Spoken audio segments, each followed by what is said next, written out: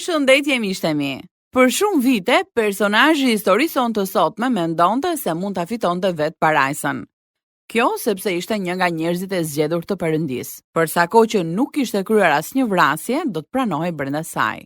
Ajo gaboi rënd, por nuk e dinte se çfarë do të thoshte të ishe e zgjedhur. Kjo deri në momentin që zemra, mendja dhe jeta e saj u bën të lira nga prangat. Po ndishni të lirë nga prangat të radiodramatizimit në historive të vërteta njerëzore. Këto histori janë prodhuar në Chicago nga Pacific Garden Mission dhe vinë për ju në gjuhën shqipe nga Radio 7 në Tiranë. Sot për transmetim ju ftoj të ndiqni programin me numër 349, programi që u bën të përballeni me veten dhe të mendoni.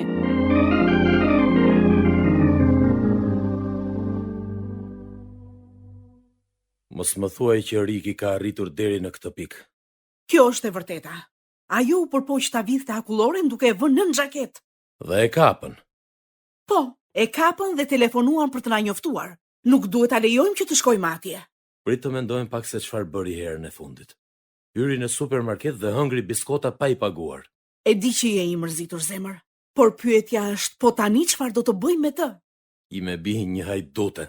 Po vazhdoi ta e ëmbëlsira do të pësojë ndonjë krizë për insulinës. E di, por ajo tashmë e ka humbur kontrollin. E ka humbur plotësisht. Mbase duhet ta çojmë në një psikiatri. Psikiatri? Por ajo nuk është e çmendur.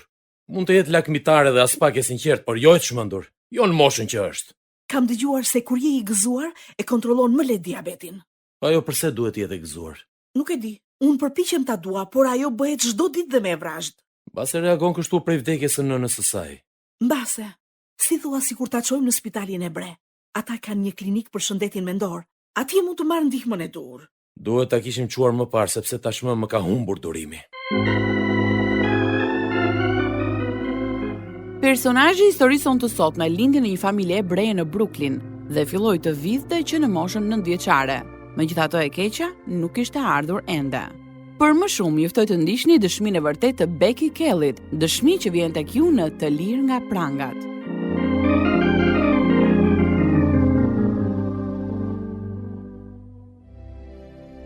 Gjyshrit e mi e mbathën nga Rusia në kohën e carit, gjatë periudhës së pogromit dhe u shpërngulën në New York. Kështu rrethova nga të afërm që kishin një jetë familjare të përqendruar në judaizëm. Jetonim të gjithë në të njëjtën lagje, ndiznim qirin të shtunave dhe të premteve mbrëmë shkonim në sinagogë së bashku. Ende mund ta dëgjoj zërin e Timetit tek thoshte lutjet në hebraisht. Dëgjoj Izrael. Zoti Perëndia ynë është Zoti i vetëm. Ajo ditë do të jetë për ju një ditë për t'u mbajtur mend, dhe ta kremtoni si festë kushtuar Zotit. Do ta kremtoni në përkora si liq të përjetshëm. Imad ishte një mekanik që rregullonte makinat qepse në një zonë të New Yorkut kur i më vdiq nga sëmundja e lupusit. Unë isha thuajse 5 vjeçe kur babai u martua sërish me një grua që unë e njihja si nënën time. Por kur u rrita, nuk e doja. Veçanërisht pasi u diagnostikova me diabet dhe fillova një dietë drastike. Unë fillova të vidhja në shtëpinë e fqinjve, në dyqane dhe nga shokët në shkollë për të ngrënë ëmbëlsirat që më kishin ndaluar t'i haja. Përfundova në spital dhe fillova një dietë, por vazhdova të vidhja dhe të gënjeja. Kështu çdo javë më çonin në psikiatri. Isha ende adoleshente kur njoha Solin në atë vend. Festa e Krishtlindjes ishte shumë argëtuese. Është e vërtet, por ishte edhe pak e çuditshme. Si është e mundur që në një spital hebre festohet Krishtlindja? Nuk e di dhe nuk më intereson. Unë për vete u argëtova. Rebeka sa kohë ka që vjen këtu? 5 vjet, edhe më thërrit Riki. Të gjithë me këtë emër më njohin. Oh, po pse? Sepse kam 2 kushërira që quhen Rebeka dhe të trija ne kemi shkurtime të ndryshme emrash. Këtë emër na e ka vënë gjyshja. Po mirë. Çfarë ke mësuar këto 5 vjet? Asgjë. Nuk i duroj dot njerëzit që më kanë sjell këtu, përfshirë edhe njerëkën time. Unë mendoj se ka gjëra edhe më të këqija se kaq. Ti nuk e ke idenë se sa gjëra kam kaluar unë në jetë. Që në ke rebele, a? Në fakt, vjedh dhe më pëlqejnë shumë djem, shumë fare ama. Po nuk ka asgjë të keqe me këtë. Të pëlqen sporti? Mua nuk më lejohet të luaj asnjë lloj sporti, sepse jam me diabet dhe njerëzit kanë frikë se mos pësoj ndonjë krizë nga insulina. Soli, të falenderoj që më shoqërove deri në stacionin e metros. Ne kalonim kohë bashk, por marrëdhënia jon ishte platonike. ndryshe nga marrëdhënia që kisha me djemtë e tjerë. Në atë kohë isha në gjimnaz dhe kisha një reputacion të keq. Riki, sot morëm një telefonat nga shkolla jote dhe na informuan se Rojtari të kishte kapur tek shkallët me një djalë. Nuk isha unë, duhet këtë qenë dikush tjetër. Ai Rojtari gënjen. Jo, ishe ti. Ai gjeti kuletën tënde dhe e çoi në zyrën e drejtorit. Ç'të keqe ka të bjerë kuleta? Mjaft gënjeve, Riki. Unë dhe babai yt jemi lodhur me lojrat e tua. Ti vetëm me djem të ri. Ndaj ne do të çojmë në një shkollë për vajza. Kjo nuk është e drejtë. E po, vetë na ke detyruar ta bëjmë këtë. Kalova nga një vend plot me judenj në një vend ku nuk gjeja asnjë prej tyre. Dhe për të shkuar në shkollë, më duhet të ndërroja 2 trena metroje. Kështu marrëdhëniet e pahishme me djemt përfunduan me një herë. Por brenda meje, kisha një dëshirë që përpiqesha ta përmbushja me çdo kënd dhe gjithçka. Vazhdoja të vidhja, madje edhe para nga kuleta e mësueses, që të mund të blija ëmbëlsira. Kur u bëra 15 vjeçe, ne u shpërngulëm në Long Island dhe kështu u futa në një shkollë të mesme që kishte djem dhe vajza. Unë dhe Soli nuk takoheshim më, sepse nuk shkoja në klinik. Në moshën 16 vjeçare, vodha kuletën e një vajze dhe ja mbatha në shtëpi. Disa ditë më vonë u sëmura rënd dhe përfundova në spital, ku një grua e shtruar pranë meje më shtyu që të njoftoja prindrit. Riki, përse ja mbathe? Sepse unë urrej shkollën, babi. Të paktën të na kishe njoftuar, na ngrive gjakun. Nuk ju njoftoja sepse e dija që ju do të më merrnit në shtëpi. Dhe kështu u largove pa marrë insulin. E pranoj që u sëmura për vdekje. Po mirë, po në spital kush të solli? Një djalë më çoi në shtëpinë e motrës së tij dhe ajo më solli këtu me autobus. Nuk të kuptoj dot. Ne përpiqemi të mësojmë për mirë, ti sillesh si kali jegër. Asnjëherë nuk e dim se çfarë bën. E vetmja gjë që kam bërë ka qenë të shëtisja me pajisjet e vizatimit dhe të punoja. Një vajzë që del vetëm, ti e di shumë mirë se sa i rrezikshëm është qyteti. Babi, unë mund të kujdesem vetë për veten. E po shpresoj të jesh në shtëpi për ceremoninë që do të bëjmë për vllain tënd, tani që ka arritur moshën për të mbajtur ligjin. Isha në vitin e 3 në gjimnaz. Vazhdova të vidhja. Kështu në vitin e fundit më kapën dhe më përjashtuan nga shkolla. Fillova të punoja me kohë të plot. E kisha mundësinë që të kthehesha sërish në shkollë, por nuk pranova. Më vonë mora një telefonat nga Soli. Ai kishte shkuar në ushtri, por pas disa muajsh u lirua. Filluam të dilnim prap bashk. Ne u martuam në qershor të vitit 1960, që në fillim ai u tregua mizor me mua.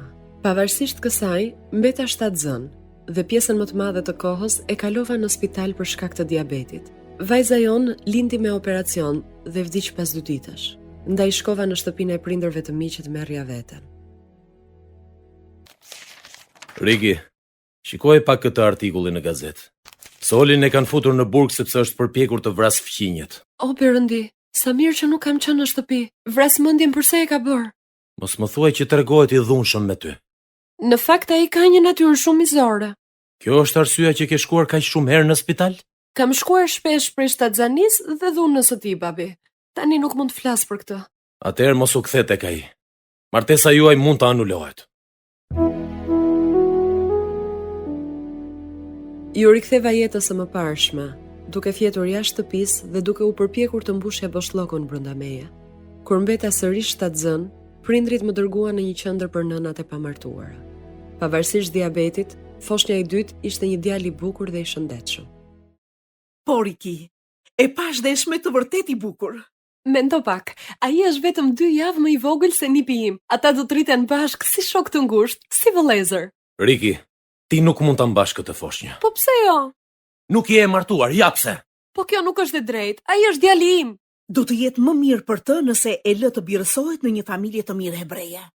Por unë mund të mos lind më fëmijë të tjerë sepse jam me diabet. Si mund të rrisësh një fëmijë kur ti vetë je ende e tillë? Duhet të heqësh dorë prej tij, Riki.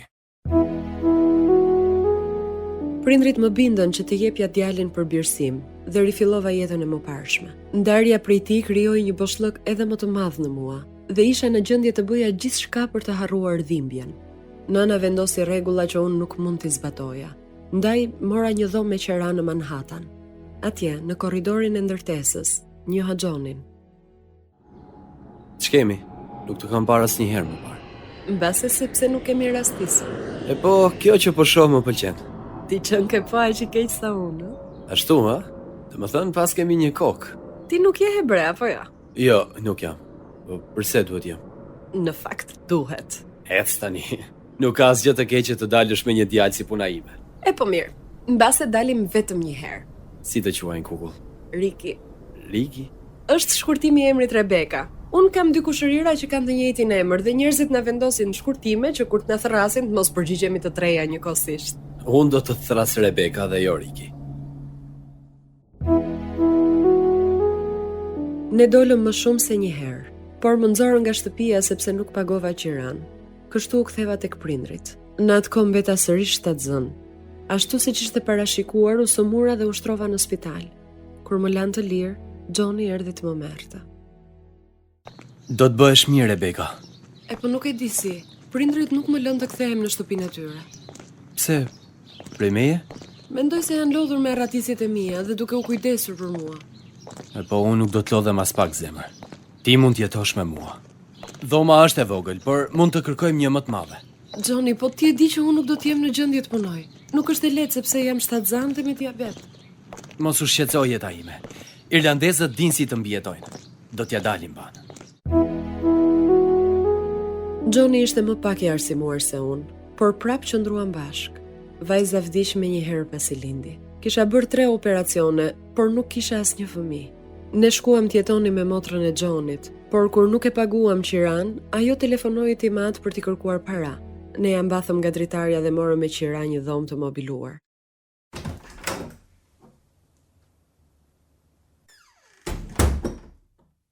Shiko çfarë kam këtu.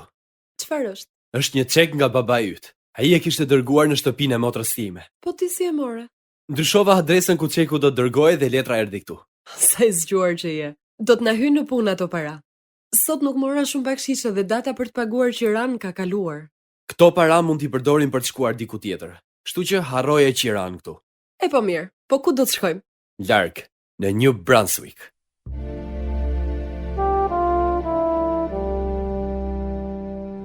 Johnny mori një makinë do si do dhe udhëtuam në Baltimore për t'ja nisur nga e para.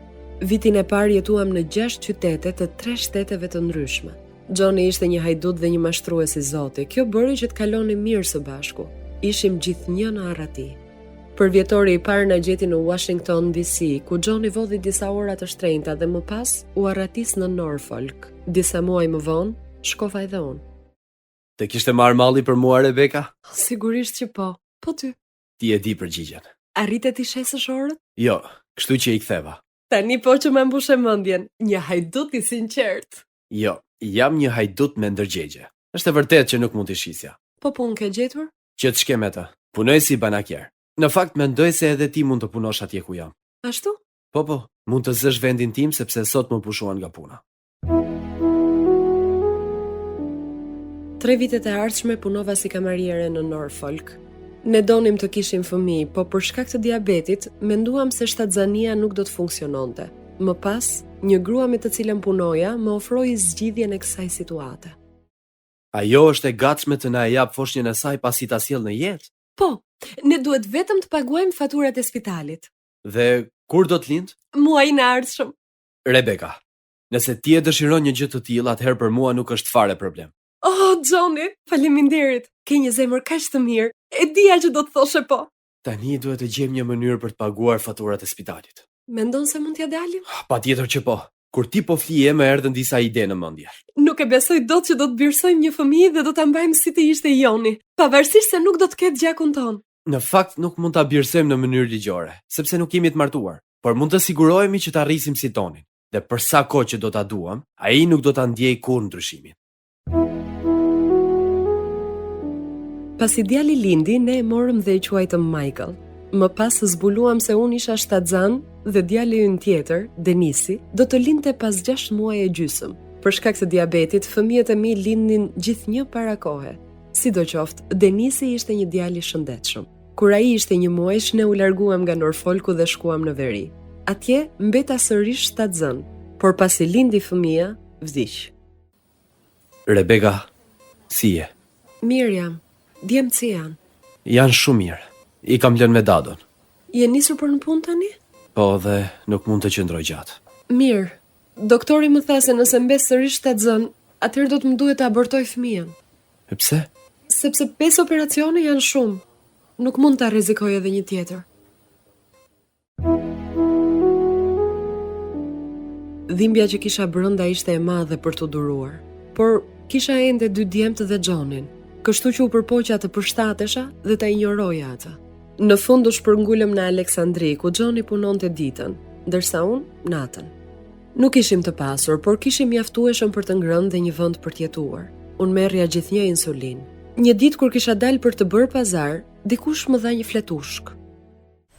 Zonja, mund të të jap diçka për të lexuar? Po, patjetër. Kjo fletushk tregon mënyrën se si të shkosh në parajs. Po unë jam hebreje, e di shumë mirë se si shkohet në parajs. Nuk ka rëndësi nëse je hebreje apo jo. Perëndia ka një rrugë të veçantë, dhe kjo rrugë është e njëjtë për të gjithë, sepse tek ai nuk ka anësi. E diti që hebrejt janë populli i zgjedhur i Perëndis? Ne kemi të sigurt parajsën. E po në Bibël thuhet se shpirti që mëkaton do të vdes. Pa u mbuluar me gjakun e Krishtit, ju keni për të shkuar në ferr. Gabohesh sepse ti nuk di shumë. Hebrejt nuk pranohen në parajs vetëm nëse vrasin dikë, nëse grabisin një bank ose bën një mëkat me të vërtetë të madh. Në fakt Bibla thot këtë, sepse paga e mëkatit është vdekja, por dhurata e Perëndis është jeta e përjetshme nëpërmjet Jezus Krishtit, Zotit ton. Jezusi është qengji i Perëndis, e vetmja sakrificë që Perëndia pranon për mëkatin.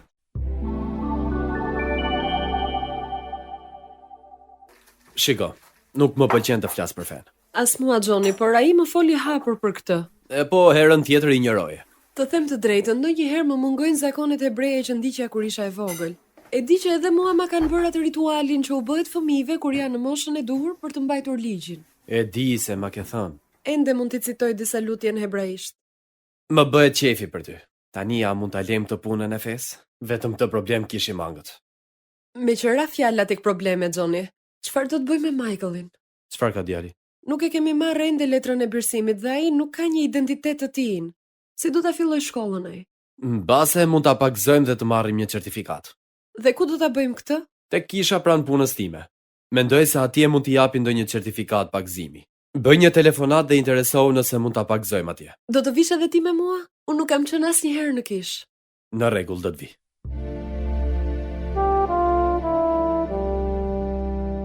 Unë e lexova fletushkën që ai djali më kishte dhënë në treg dhe nuk e harroja dot atë që më kishte thënë. Po ashtu, as fjalët e broshurës. Në muajin nëntor, Gjoni më çoi në kish, pikërisht një ditë para ditës së falënderimeve. Kur isha fëmijë, çdo fundjavë shkoja në shkollën e së dielës për të studiuar gjuhën hebreje dhe për të mësuar historinë e Izraelit. Por ishte hera e parë për mua që shkoja në një kishë të tillë dhe në takimin e së dielës me gratë. Mësuesja nuk dinte asgjë për mua, ndaj dhe unë beta pa fjalë nga gjërat që ajo tha.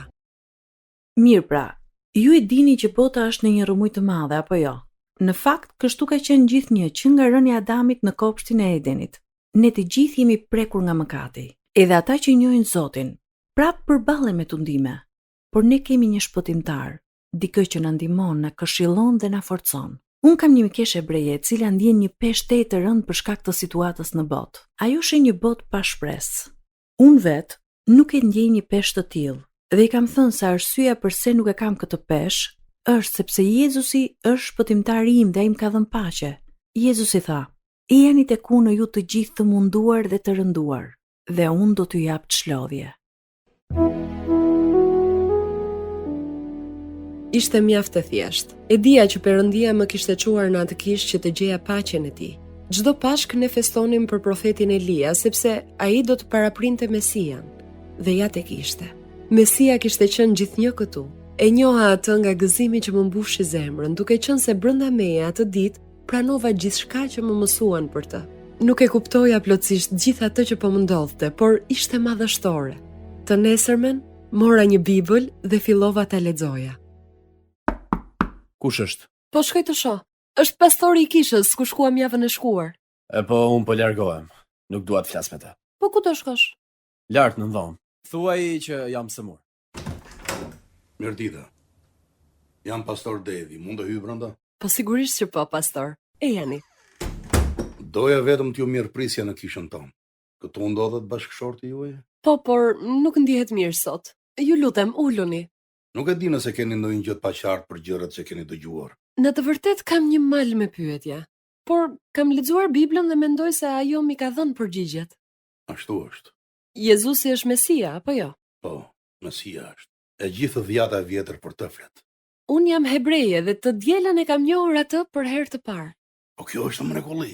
Asnjëherë në jetën time nuk jam ndier kaq e lumtur dhe e gëzuar me njerëzit dhe me gjërat. Tani më gjen ngado duke kënduar. Në punë, në shtëpi, ngado.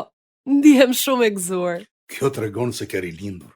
Kur njerëzit më pyesin pse ndihem e gëzuar, ju them, brenda meje kam Jezusin dhe goja ime flet vetëm për të. Po bashkëshorti juaj. Ai nuk është i interesuar për këtë që unë kam.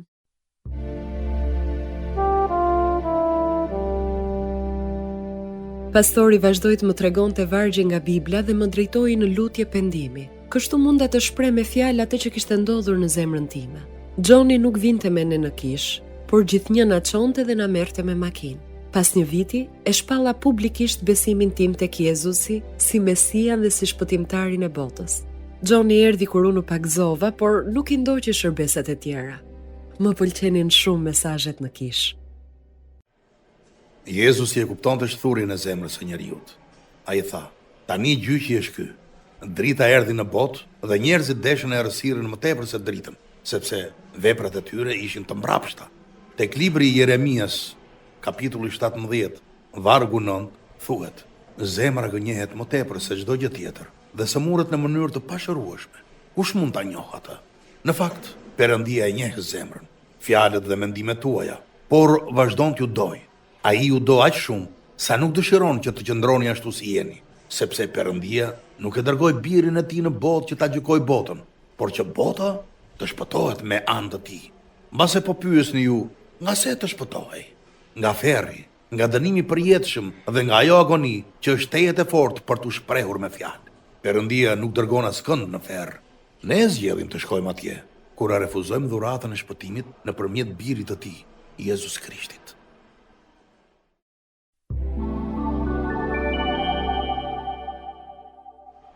Si është bashkëshorti yt, Beki? Ende nuk dëshiron të vinë në kish. Ai është një irlandez shumë kokfort. Të gjithë ne po lutemi për të. Besoj se e dini që dikur ai ka qenë boksier. Edhe tani po lufton me bindjen e mëkatit. Vazhdo të lutesh, Beki. Për Perëndin, çdo gjë është e mundur. Edhe shpëtimi i Johnny Kellit.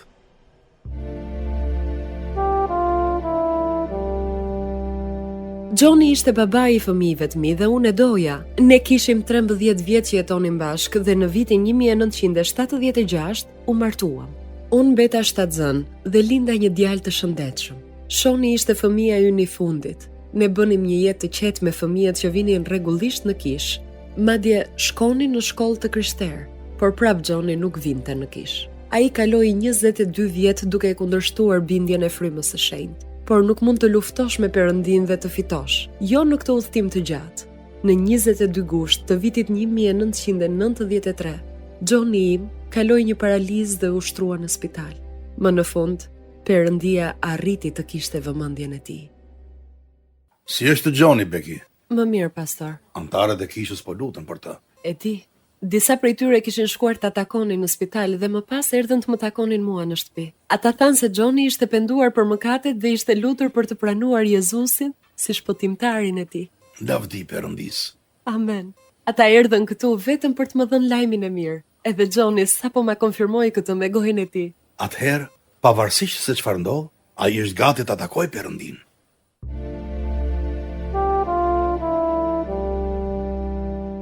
Johnny u përpoq shumë që t'i kalonte pasojat e paralizës dhe e mori veten deri në atë pikë sa mundi t'i jepte makinës dhe të ecte pa përdorur shkop. Më pas, pësoi një paralizë më të fortë dhe unë fillova të kujdesesha për të në shtëpi.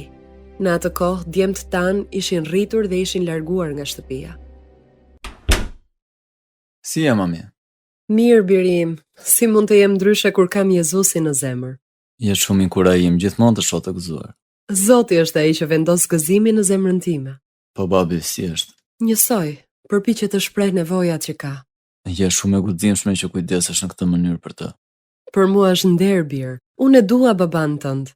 Dhe kur gjërat bëhen të vështira, i kujtoj vetes që mund të bëj gjithçka me anë të Krishtit që më forcon. Sa mirë. Gëzohem shumë që tani babi është i shpëtuar. Edhe unë, ju desh pa kohë, por për Perëndin kjo kohë ishte e gjatë sa një përpolitje sysh. Dëgjoj, mund të qëndroj unë me babin nëse dëshiron të dalësh për pak kohë. Do ta vlerësoja shumë këtë. As mos e zërë në gojë. Çfarë janë gjithë këto kartolina? Janë kartolina ditëlindjeje që i bëj vetë dhe i dërgoj në kish. Tani nuk mund të jap më mësim në shkollën e së dielës sepse nuk mund të lë vetëm baban tënd, por në shtëpi mund të bëj këtë gjë. Të thash edhe më parë, mami, je shumë e guximshme.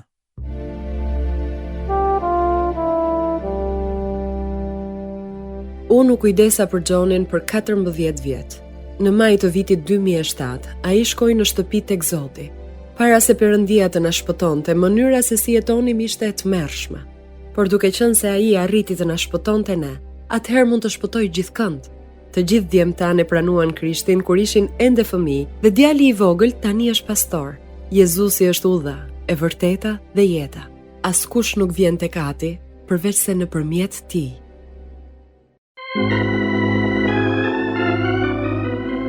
Dëgjuesi dashur, edhe ju mund ta njihni të vërtetën që ju bën të lirë, nëse vendosni të pendoheni për mëkatet e të kërkoni Jezusit të vinë në zemrën dhe në jetën tuaj. Perëndia e njeh zemrën tuaj, por ju duhet të hidhni hapin e besimit. Mjafton të luteni për të marrë shpëtimin e tij. Nëse dëshironi të dini më shumë, juftoj të na shkruani në adresën Radio 7 Kutija Postare 2914 Tiranë, ose mund na dërgoni një email në info@radiovis7.net.